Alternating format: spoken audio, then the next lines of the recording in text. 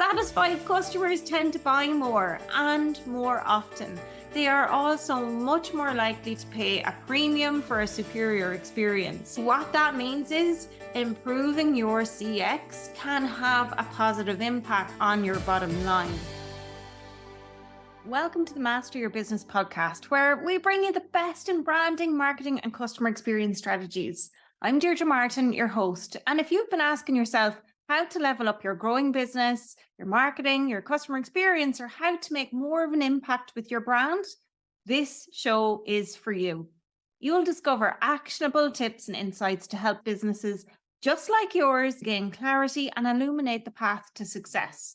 Train with industry experts, learn sales and marketing strategies, business and mindset hacks, and be inspired by authentic entrepreneurship stories. As your host, I'll share the no-nonsense advice that accelerated my journey from boring bank manager to industry thought leader in marketing and customer experience. Learn how I made the leap into the world of six-figure success, digital courses, keynote speaking, and co-authoring a #1 bestseller in just 1 year. Together with interviews from industry experts, this show ensures you're seen, heard, and hired by your ideal clients. Join our growing community of subscribers and let the Master Your Business podcast empower you to tackle your most significant challenges on your path to business success. Don't miss out. It's your turn to learn from the best and master your dream business. Welcome back there, friend, to another episode of the Master Your Business podcast. I'm your host, Deirdre Martin, here to journey with you through the inspiring world of business mastery. Before we dive into today's juicy topic, could I ask you for a favor? I bet you know at least one other entrepreneur who would love this episode. It might just give them the golden nugget they've been searching for on their business journey. Would you mind sharing this episode with them? Here's the thing, the more ears on our show, the higher the ratings and reviews, the more the podcast gods will beam us up into the spotlight. And this will help us reach more and more people who can learn from my advice and that of my guests and learn strategies just like you have. So I'd really appreciate it if you could help spread the word about the Master Your Business podcast. And if you haven't got one entrepreneurial pal, but you have many, maybe you'd consider, just maybe you'd consider sharing the show on your social media channels. Every little helps, as I would say. So thank you. Okay, so our episode today is absolutely vital for all of you entrepreneurs, managers, and anyone involved in running a business. We're going to explore the art and science of measuring customer experience, or CX as it's called in the industry. So for today's episode, you might want your calculator out or your Excel spreadsheet open, something like that. Why? Because this is a metric that can truly transform your business. You see, your customers are why you are listening. Your customers are the lifeblood of your business. Without your customers, you don't have a business and you have no reason to be listening to me, right? But how do you measure their happiness? How do you know if your customers are smiling after they make a purchase from you, or if they're frowning, especially if you're engaging with them online? Like, how are they feeling when they go away afterwards? Well, when you measure CX, or customer experience CX, when you measure it, you get a deep understanding of what's working and what's not in your customers' interactions. And it's not just about figuring that part out, but it's also about working to improve the areas that fall short. Because when you do that, what ends up happening is you enhance the overall satisfaction that your customers experience, and the outcome. It's the outcome you're aiming for. The outcome is that you hold on to your customers for longer. Now, the real gold with this is that it's often way more cost effective to retain existing customers than it is to acquire new ones. In fact, the last statistic that I saw on this, it said it was 70% more cost effective. Okay, So another way to look at this is that when you keep a close eye on the teeniest expressions of dissatisfaction from your clients, and there are loads of tips and tricks on how to do that in the episode that Carl Sandland shared earlier on. And these tips and tricks can really help with identifying recurring issues or pain points. And these might be things that are basically they're pissing people off, pardon my French, and potentially costing you sales. Something else I've learned over the last 23 years being in business, not always my own, but is that what gets measured gets done. And when it comes to customer experience, smiling faces is not a benchmark, okay? And this was something that used to drive me absolutely nuts when I worked in the bank. It was because people had expectations of you to deliver, you had to do performance reviews and all that sort of lark. And I do think that they're important. And as I said, what gets measured, what gets done. But putting down an objective for somebody to be able to deliver exceptional experience without any tangible way to track and measure that so they can improve upon it is loads of codswallop, if you ask me. And so if you have a team of people working with you, when you can actually properly measure customer experience, then you can set targets for them around CX, like proper targets, not just fluff stuff, right? Where they have no possible way of ever being able to achieve what you set out for them. Make it something that's tangible. And the other thing with measuring CX and why it's really helpful and beneficial is depending on your industry or the size of your company, measuring CX also enables you to be able to benchmark your performance against maybe different departments in the company or against competitors or even industry standards, right? And that's amazing. Like if you win something because you were the best CX or win an award for that, that's an incredible accolade to get. Okay, so one more reason why this should not be overlooked is that, and this is vital too, vital is my word for this episode, I think. There is a direct correlation between high CX scores and increased revenue. There is a direct correlation between high CX scores and increased revenue. Okay. This podcast is not glitching. I repeated that twice because I wanted you to hear it.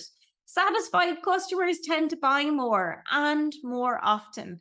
They are also much more likely to pay a premium for a superior experience. And basically what that means is improving your CX can have a positive impact on your bottom line. So a lot of people think that, CX is a shortcut to success. It's not. It's a long-term strategy for a reputation and a brand that you build.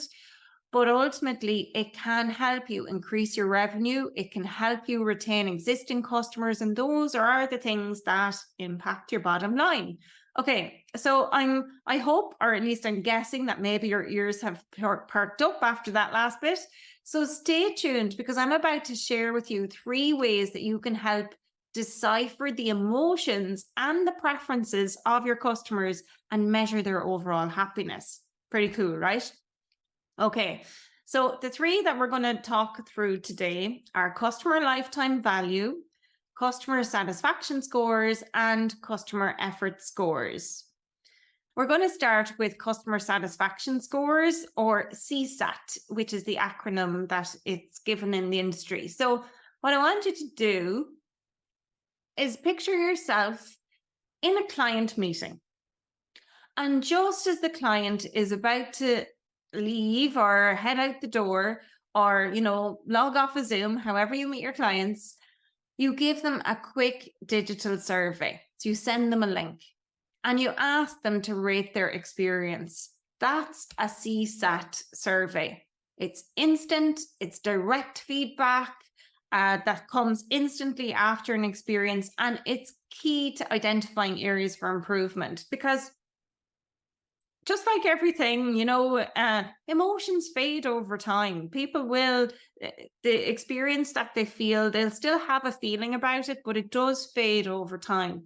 So if you don't send that survey until 6 months later, where maybe you haven't engaged with that client or they haven't been in your door or on a Zoom meeting with you in 6 months, the survey that they complete in 6 months' time will not be as valuable to you and your business as that one that's instant feedback and direct right there, right then at that point of engagement. Okay. So let me share a story with you about a friend of mine, Alex. Alex runs a PR agency and he started asking his clients to complete a short CSAT survey after each campaign. A recurring comment was the need for more frequent communication updates during client campaigns. So Alex, being the good guy he is, he took this on board and he started implementing weekly update calls. And basically what happened was it greatly improved his client satisfaction. And you guessed it, yes, his CSAT scores. So the future ones that he did, once he'd started to make that change, his CSAT scores improved. That's the power of a good CSAT strategy. That's kind of hard to say a lot. Okay, number 2 in terms of metrics here is customer effort score, or CES.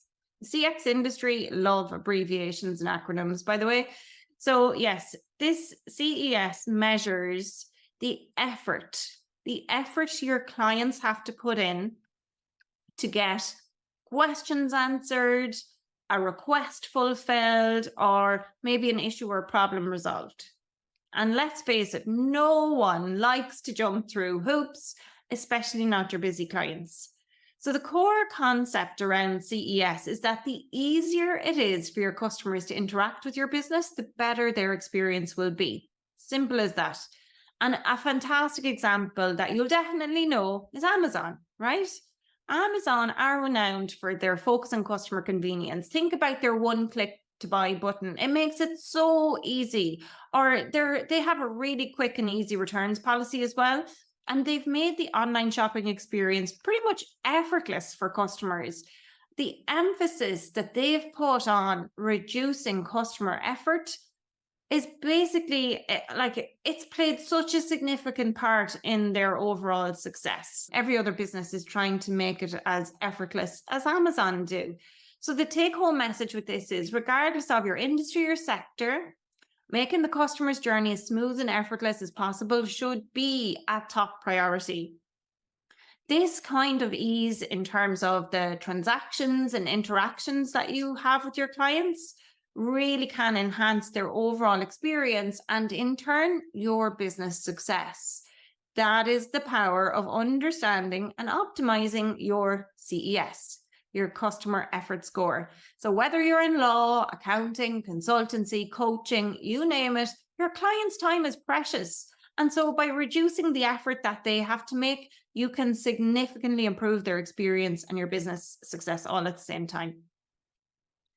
Okay, so let's finish up with customer lifetime value. And often this one is referred to as CLV. So think about your clients. Perhaps you're an accountant and you've got a client. Let's call him Mike. And Mike isn't just valuable to you as a business for the end of your tax return, because if Mike sticks with you for all of his accounting needs over the years, the total revenue he brings your business over that period, that's his CLV, or his customer lifetime value. I'm going to share a real world story with you. I'm going to show you an example where you can see how to work this out, because this is an incredible metric to know. So here's what it's based on. I created a free masterclass last year, and in the masterclass, I delivered a keynote speech about clarifying your marketing message. It must have been really good, because at the end of the masterclass, I offered people the opportunity to take me up on a 90-minute marketing consultation. And I gave them like a really incredible price for this marketing consultation that has never yet been duplicated, but maybe watch this space, folks. If you've signed up for the Master Your Business newsletter, I may well offer this similar training, because last year I did the consultation. I offered a full report, a 50-page report on what the next steps were to help market their business successfully. But when I ran this last year, 6 people purchased this €99 offer from me. Okay, for those of you listening as opposed to watching, I'm getting the whiteboard out here on Zoom so I can share some sums with you. Okay, and in this exercise that I'm about to show you, in reality, you can do this for all your customers after the year has gone by, or you can work it out by customer, or you could work it out by campaign, and you can do it on Excel or in some other way, right? Okay, so I'm going to show you how to work it out basing this on the 6 people who bought from me. So there is a formula. First thing I'm going to do actually to make this easy is to group the customers and their transactions. Okay, so one customer, for example, one customer paid me a total of 12,599 over 12 months. So group 1, this customer paid 12,599 over 12 months, and they made 3 purchases. We'll do group 2 next. So in group 2, another customer paid me a total of 51,199 over 13 months and made 4 purchases. And then the final group was group 3. They each paid €99 just one time, and there were 4 people. So we've got groups now. Okay, now next thing we need to do is calculate the CLV for each individual group first. So here's how we do this. What we're going to do is for group number 1, we're going to work out what is the average purchase value. And we do that by taking the 12,599 and dividing that by 3, because that's how many purchases they were. And that works out at 4,099.67. Okay, so that's the average purchase value. So this figure here, 4199.67. Okay. Now what we want to do is we want to figure out what is the purchase frequency. So the total number of purchases divided by the lifespan in months. So this person made 3 purchases over a 12-month period. And my brain is able to work this one out. So that's a quarter, right? And then the final one is the customer lifetime value is equal to the average purchase value divided by the average purchase frequency. So this is the frequency. So we need to just multiply one by the other. So here's what we do. 4199.67 by 0.25 is equal to 12,599. Okay, so now what we need to do is take that over here and do it for group 2 as well. So let's see, the average purchase value here in this one is 51,199 divided by 4. So that gives 12,799.75. And for the frequency is 4 purchases divided by 13 months. And that works out at 0.31. Okay, and now we need to take out what is the CLV, which is the average purchase value divided by the frequency. What's this work out at? That works out at 51,199. Okay, and then the final one, it's going to work out pretty similar. Let's see.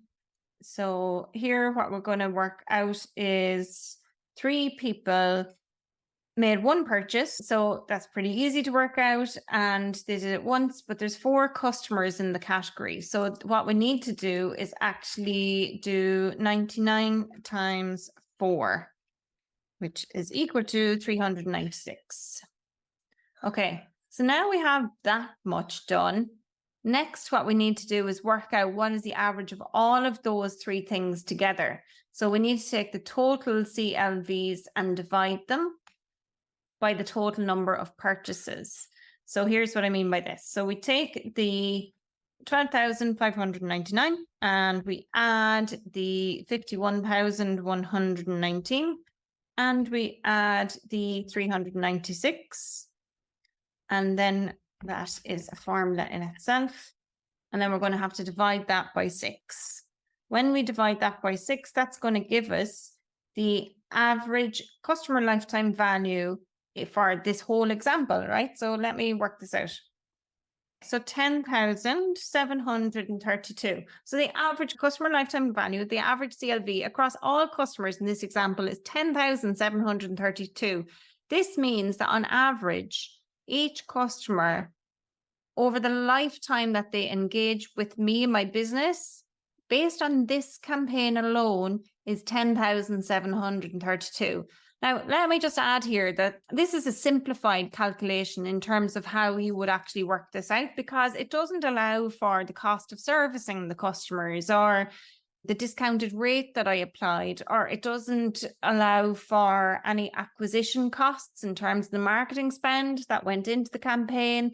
And it assumes that each customer's lifespan is basically the same as the period they've already been a customer, which mightn't be the case in every instance that you calculate this in. So the starting point to figure out all of this is to figure out the average purchase value.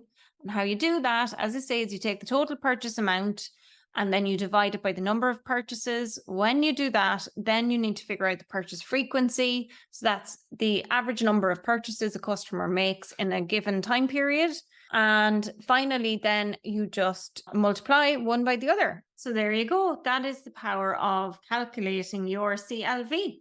Well, my amigo, there you have it. Pleasure having you here again, as always. The 3 golden metrics to measure your customer's experience we've covered in great detail today. Master these and you're going to be well on your way to business mastery.